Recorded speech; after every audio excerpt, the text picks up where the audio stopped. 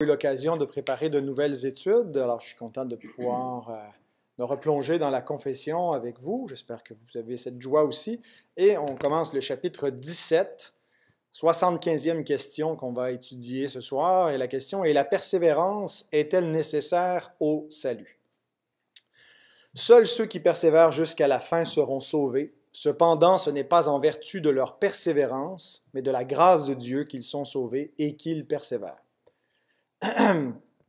Une des controverses qui a animé les familles protestantes assez tôt dans l'histoire de la Réforme, c'est surtout au début du 17e siècle que ça s'est mis en branle, c'est la question de la perte du salut. Est-il ou non possible de perdre le salut? Est-ce que c'est une possibilité ou une impossibilité? Alors, c'est sans grande surprise que je vous annonce que l'orthodoxie réformée rejette toute notion de perte du salut. Cependant, la confession de foi et l'orthodoxie réformée, le général, n'articulent pas cette vérité de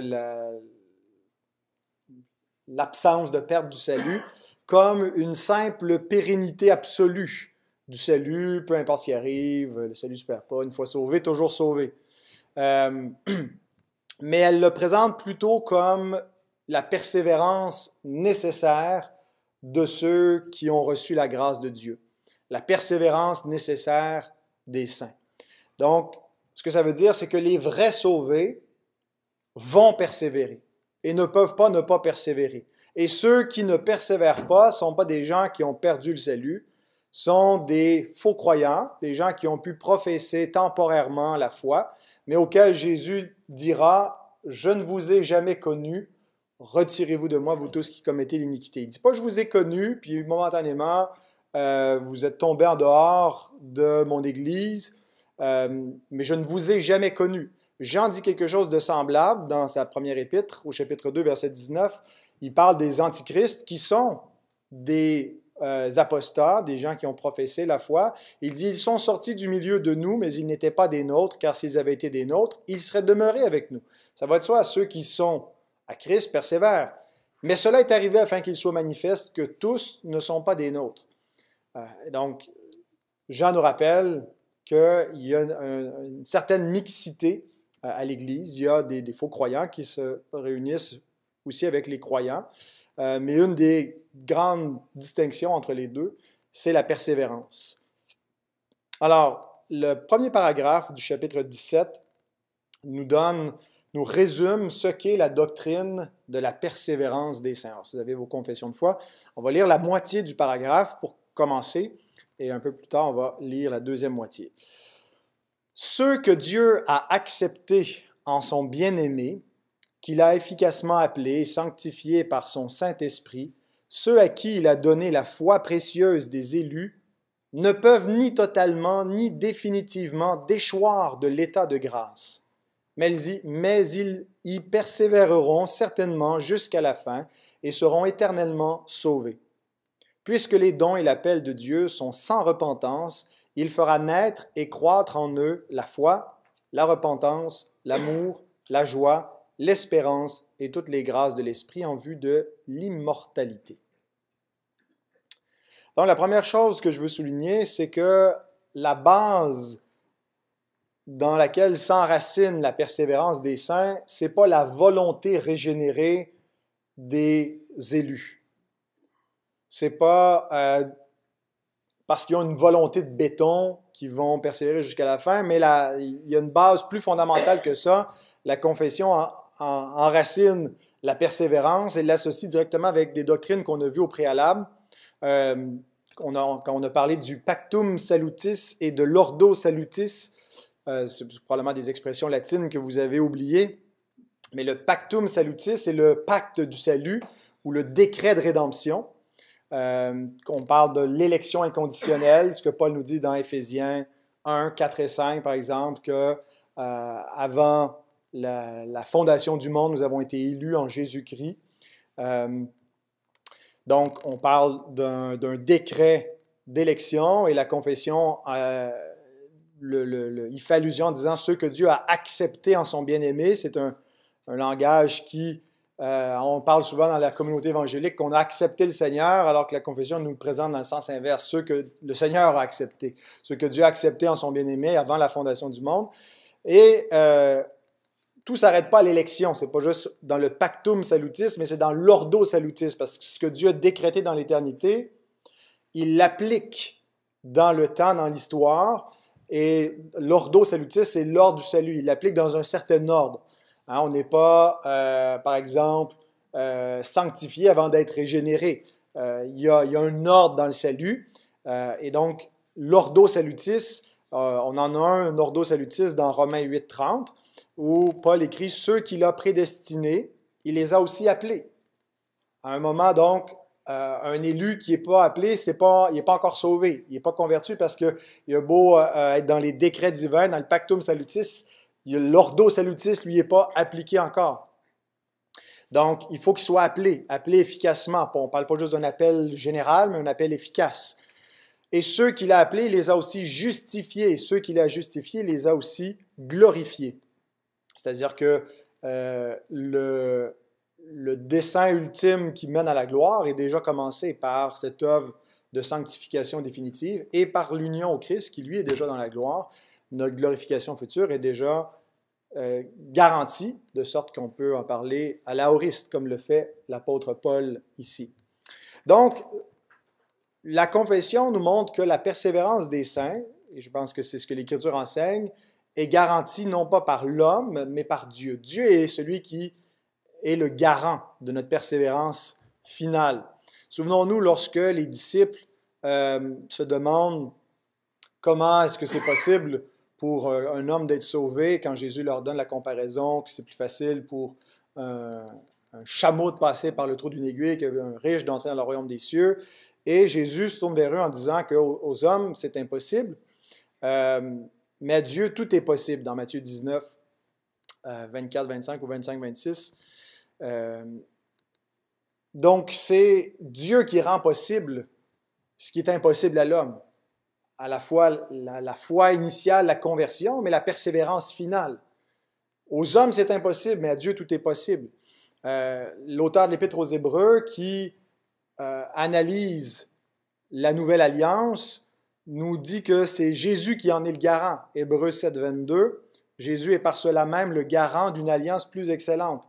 Alors, ce qui fait que la nouvelle alliance fonctionne et qu'elle est garantie, c'est pas nous, c'est le Christ qui est le médiateur et qui est le garant et qui nous assure que ce qui nous est promis dans la nouvelle alliance, le salut éternel qui est promis par le pardon de nos péchés, où on a une connaissance de Dieu, où on est appelé son peuple et on reçoit l'héritage éternel promis depuis la fondation du monde, bien, c'est Christ qui le garantit. Alors, notre persévérance, elle doit d'abord la concevoir comme quelque chose que c'est pas quelque chose qu'on possède, mais c'est quelque chose que Dieu garde, qui vient de Dieu, qui émane de Dieu, qui est garanti par Dieu. Maintenant, la confession utilise une expression intéressante. Elle dit que les élus ne peuvent ni totalement ni définitivement déchoir de l'état de grâce. L'état de grâce. C'est cette expression-là qui est particulièrement intéressante et importante à comprendre. Le salut, ce n'est pas une possession qu'on peut perdre. C'est un état dont on ne peut déchoir. Ce n'est pas comme un ticket, comme un billet de train qu'on pourrait avoir et hop, j'ai égaré mon billet et puis là, je peux plus être, si je suis contrôlé, on va me jeter hors du train. Ce n'est pas une possession qu'on peut perdre. C'est un état dont on ne peut déchoir. Pourquoi? Parce que c'est un état de grâce. C'est un état qui ne dépend pas de l'homme, mais de Dieu. C'est un état de grâce. Et donc, si on se souvient de ce qu'on a vu au chapitre 9 sur la doctrine du libre arbitre, on a vu les différents états par lesquels l'homme passe dans sa condition de créature. Et une des caractéristiques de ces différentes étapes, c'était la mutabilité. Dans l'état d'innocence, dans l'état de péché, l'homme est caractérisé par une mutabilité, une possibilité de changer d'état. ce n'est plus possible d'arriver à l'état de grâce. Il y a une immuabilité. L'état de grâce n'a pas de mutabilité. Autrement dit, les élus régénérés ne peuvent pas dégénérer, ne peuvent pas inverser la régénération, perdre la vie éternelle, connaître la seconde mort une fois qu'ils ont connu la vie éternelle. Autrement, la vie éternelle n'était pas éternelle. Une vie éternelle qui meurt, ben, ce n'est pas une vie éternelle. Par définition, une vie éternelle, c'est une vie immortelle, une vie qui ne peut pas cesser d'être. Et donc, il y a un caractère d'immuabilité à l'état de grâce. Ce qui fait que notre posture en Christ est nettement supérieure à la posture d'Adam initialement. Adam pouvait perdre le paradis. Et non seulement il pouvait, mais il l'a perdu. Le chrétien n'est pas encore au paradis, mais en plus d'y être accueilli avec assurance, selon ce que Pierre nous dit, que l'entrée dans le royaume éternel de notre Sauveur, de notre Seigneur et Sauveur Jésus-Christ vous sera largement accordée par une persévérance dans ses voies. En plus donc d'y être accueilli, il ne pourra plus en sortir. Apocalypse 3,12, Jésus fait la promesse suivante à ceux qui vont persévérer. Celui qui vaincra, je ferai de lui une colonne dans le temple de mon Dieu, et il n'en sortira plus. J'écrirai sur lui le nom de mon Dieu et le nom de la ville de mon Dieu, de la nouvelle Jérusalem qui descend du ciel d'auprès de mon Dieu, et mon nom nouveau. Donc, si on compare le statut d'Adam, on pourrait dire que le statut d'Adam, c'est le statut idéal parce qu'Adam, il était sans péché en termes de statut d'être humain. Sauf que la condition d'innocence, l'état d'innocence, était muable, tandis que l'état de grâce est immuable. Donc, le paradis qu'Adam possédait, il l'a perdu. Le paradis que le chrétien n'a pas encore, lui est assuré et garanti, il ne peut pas le perdre. Donc, un salut éternel, même en espérance, est préférable à un paradis conditionnel, même immédiat. Si vous aviez le choix entre retourner au paradis terrestre avec la possibilité de le perdre ou continuer dans l'enfer, entre guillemets, que vous pouvez vivre parfois sur terre, mais avec la promesse du paradis à venir, sans possibilité de le perdre, un paradis inconditionnel, votre condition est mieux que celle d'Adam. C'est un salut en espérance, mais qui est garanti. Et donc, qui met en contraste, Paul peut prendre les plus grandes persécutions du monde, dont il était l'objet, et qui mènent à mort beaucoup de brebis du Seigneur, comme des boucheries, comme des brebis qui vont à la boucherie, à l'abattoir, et il les appelle de petites tribulations passagères, pas parce qu'il les regarde seulement en elles-mêmes. C'est vrai que quand on les compare avec les souffrances de la vie présente, on les trouve atroces, mais il les met en relief dans la perspective de l'espérance éternelle. Et il a cette assurance que l'espérance ne trompe point, qu'elle est garantie, que ça ne se perd pas. Alors, notre théologie envisage le salut comme un don de Dieu, et non seulement comme un don, mais un don irrévocable. S'il a été donné, s'il est gratuit, si on ne le méritait pas au départ, on ne peut pas le démériter, on peut pas, il n'y a pas un coût qui lui est associé. Romains 11, 29 nous dit que les dons et l'appel de Dieu sont irrévocables. Une autre traduction dit que Dieu ne se repent pas de ses dons et de son appel. Dieu ne s'en repent pas, Dieu ne revient pas sur ce qu'il a donné, il ne le reprend pas. Et donc, si on conçoit le salut comme un don que Dieu ne reprend pas, ben, s'il est nécessaire pour que ce don qui nous est donné actuellement sous la forme d'une promesse puisse se réaliser, ben, il faut non seulement que Dieu nous donne le salut, mais tout ce qui est nécessaire pour que le salut se réalise. Et c'est exactement ce que l'Écriture nous enseigne, que Dieu nous donne le salut, mais il nous donne aussi le moyen de recevoir le salut qui est la foi, Éphésiens 2, 8 et 9. Car c'est par la grâce que vous êtes sauvés, par le moyen de la foi, et cela ne vient pas de vous. C'est le don de Dieu. C'est extrêmement clair. Le don de Dieu inclut le salut et le moyen de l'approprier. Et non seulement la foi, mais la foi qui persévère et tout le reste qui est nécessaire Paul va dire que Dieu, avec l'épreuve, va donner aussi le moyen de la supporter, de la traverser. On pense souvent, on applique ce texte-là, cette promesse-là, dans des épreuves ponctuelles, mais il faut aussi l'envisager dans l'épreuve continuelle de toute la vie chrétienne qu'on va pouvoir supporter parce que Dieu va nous faire le don de la persévérance. Alors, la persévérance des saints n'est pas quelque chose que les saints produisent par leur volonté, mais quelque chose qui leur est donné avec le salut. La confession l'exprime ainsi: il fera naître et croître en eux la foi, la repentance, l'amour, la joie, l'espérance et toutes les grâces de l'Esprit en vue de l'immortalité. Et je pense que c'est comme ça que Paul nous présente les choses dans Romains 8, quand il nous montre l'ordo salutis, Romains 8:30, de ceux que Dieu a prédestinés, les a appelés, ceux qu'il a appelés, les a justifiés, ceux qu'il a justifiés, les a sanctifiés, glorifiés. Ça, on a la chaîne du salut, mais tout de suite après, Paul se focalise sur un aspect du salut, la persévérance. Le reste du chapitre, il voit les tribulations, puis il dit, qu'est-ce qui va nous séparer de l'amour de Dieu? Et là, il nous promet, dès qu'il entame cette question-là, puis il la continue jusqu'au dernier verset, verset 39, mais en disant que dirons-nous donc à l'égard de ces choses? Si Dieu est pour nous, qui sera contre nous? Lui qui n'a point épargné son propre Fils, mais qui l'a livré pour nous tous, comment ne nous donnera-t-il pas aussi toutes choses avec lui? Alors, Dieu nous a donné son Fils pour le salut, mais avec ce don-là vient tout ce qui est nécessaire au salut. Est-ce que la persévérance finale est nécessaire au salut? Absolument. Est-ce que c'est possible que Dieu nous ait donné le salut sans la persévérance? Ça ne peut pas fonctionner, ça va ensemble, c'est un salut par grâce. Et donc, il n'y a aucune chaîne qui est plus solide que son maillon le plus faible. Et si dans la chaîne du salut, il y a un maillon qui ne dépend pas de Dieu, mais qui dépend de l'homme, notamment la persévérance, ben, ça fait que notre salut dépend d'efforts humains. Mais la persévérance finale, elle est garantie chez ceux qui sont sauvés parce que, ultimement, elle ne vient pas de eux. C'est la persévérance de Dieu que Dieu leur donne.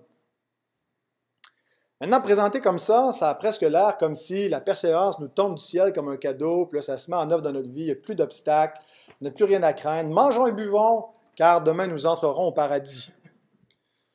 Mais le reste du paragraphe 1 nous donne une vision un peu plus réaliste et biblique de comment va se développer le don de la persévérance chez les élus. Bien que de nombreux orages et tempêtes se lèveront et les frapperont, ils ne seront jamais capables de les arracher aux fondements et rochers auxquels ils sont attachés par la foi. Bien qu'en raison de l'incroyance et des tentations de Satan, leur perception de la lumière et de l'amour de Dieu puisse être pour un temps voilée et obscurcie, lui demeure toujours le même, et ils auront l'assurance d'être gardés par la puissance de Dieu pour le salut, où ils se réjouiront des richesses qui leur auront été acquises, d'autant qu'ils ont été gravés sur la paume de ses mains et que leurs noms ont été inscrits de toute éternité dans le livre de vie. Donc, dans ce paragraphe, d'abord, on fait état que ça ne veut pas dire que parce que la persévérance finale est promise que les obstacles sont immédiatement retirés de notre route. Paul, qui croit à cette persévérance finale, qui présente le salut en anticipant déjà la glorification finale de ceux qui ont été élus et appelés, continue en disant il y a beaucoup de tribulations. Puis même la mort s'en vient. Mais même ça ne pourra pas nous séparer de l'amour de Dieu en Jésus-Christ. Pas parce qu'on va être plus fort, mais parce que la grâce de Dieu va être plus efficace pour nous préserver, nous garder jusqu'à la fin. Et donc, le reste du paragraphe nous présente nos ennemis et nous résume nos trois ennemis contre notre persévérance, qui sont le monde, la chair et Satan. Et la confession rappelle qu'ils n'auront pas une influence décisive sur nous. Mais ça ne veut pas dire qu'ils n'auront pas une influence significative. Et l'influence que ces trois ennemis peuvent avoir contre nous et contre notre persévérance, c'est qu'ils peuvent nous dérober l'assurance du salut. Et la façon que la confession l'exprime, c'est qu'elle nous voile et elle nous obscurcisse pour un temps l'amour et la lumière de Dieu. Bien qu'il n'y a pas de changement, il n'y a pas de variation dans l'amour de Dieu pour nous, mais il y a comme un nuage qui s'interpose et qui nous empêche de le percevoir pleinement, de goûter à cette pleine assurance et parfois de marcher dans une obéissance de progrès en progrès dans la sanctification. Il y a des chutes qui ne sont pas définitives, mais il y a des chutes chez les enfants de Dieu. On va en parler dans les autres paragraphes parce qu'ils vont les développer un peu plus, en particulier le paragraphe 3. Mais donc, en terminant, si les élus surmontent ces obstacles, s'ils triomphent de ces ennemis que sont le monde, le péché rémanent et le diable, c'est dû à la grâce du Seigneur. La grâce qui nous sauve, mais aussi qui nous préserve. 1 Pierre 1,5 nous dit « À vous qui, par la puissance de Dieu, êtes gardés par la foi pour le salut prêt à être révélé dans les derniers temps. » Et l'idée d'être gardé, c'est vraiment, on est préservé, on est protégé. C'est pas qu'on est inatteignable. On est gardé pas de l'épreuve, mais dans l'épreuve. Et on n'est pas juste gardé des invasions, mais des évasions, parce que nos ennemis ne sont pas juste à l'extérieur, sont à l'intérieur de nous. C'est notre propre péché rémanent, mais qui ne peut pas triompher ultimement, parce que ce n'est pas contre nous ultimement, c'est contre la puissance de Dieu qu'il a à faire, et c'est la puissance de Dieu qui va triompher. Et donc, si vous vous demandez comment se fait-il que vous persévérez encore, alors que vous auriez eu plein de raisons de décrocher, bien, c'est parce que tout ce qui est né de Dieu triomphe du monde. Votre foi ne vient pas de vous, ultimement. C'est l'œuvre du Saint-Esprit. Et aussi faible soit-elle, elle est indestructible parce qu'elle a été allumée par le Dieu invincible, immortel, et qui ne permettra pas qu'elle soit éteinte. C'est son œuvre. Et l'œuvre que Dieu a commencée en nous, il va l'achever. Et c'est aussi ce que nous dit l'apôtre Jean, 1 Jean 5,4. Car tout ce qui est né de Dieu triomphe du monde, et la victoire qui triomphe du monde, c'est notre foi.